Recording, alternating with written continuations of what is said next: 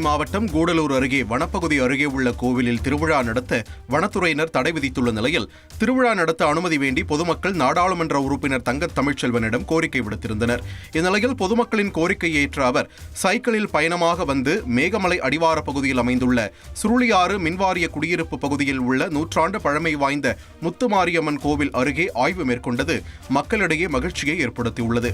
மேலும் திருவிழா நடத்துவது குறித்து மாவட்ட வனத்துறை அதிகாரிகளிடம் கலந்தாலோசித்து உரிய முடிவுகள் மேற்கொள்ளப்படும் என்றும் அவர் தெரிவித்தார்.